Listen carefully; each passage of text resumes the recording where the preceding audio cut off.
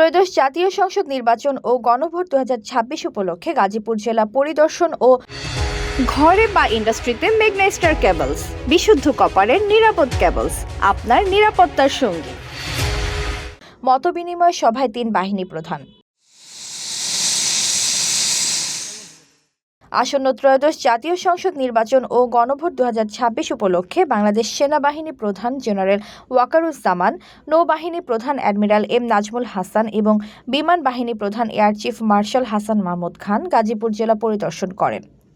সফরকালে 3 বাহিনী প্রধান বাংলাদেশ ধান গবেষণা ইনস্টিটিউটের সম্মেলন কক্ষে ঊর্ধ্বতন সামরিক কর্মকর্তা, ঢাকা বিভাগের গাজীপুর, নরসিংদী ও নারায়ণগঞ্জ জেলার আইনশৃঙ্খলা রক্ষাকারী বাহিনী এবং অসামরিক প্রশাসনের কর্মকর্তাদের সঙ্গে মতবিনিময় করেন।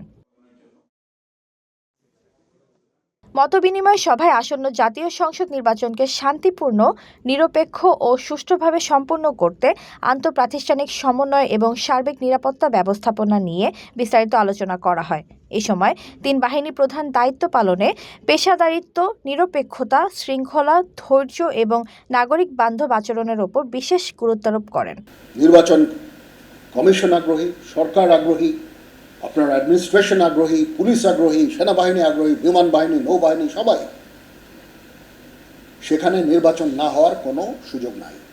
কিছু মানি ট্রানজ্যাকশন হতে পারে বিকাশের মাধ্যমে, সেটা নির্বাচনকে প্রভাবিত করার জন্য, অর্থের লেনদেন ইত্যাদি। আমরা নির্বাচন কমিশনের সাথে কথা বলেছি। প্রত্যেকটা কনস্টিটুয়েন্সিতে কিছু ক্রিমিনাল থাকতে পারে, সবাই এই ধরনের অপকর্ম করবে না।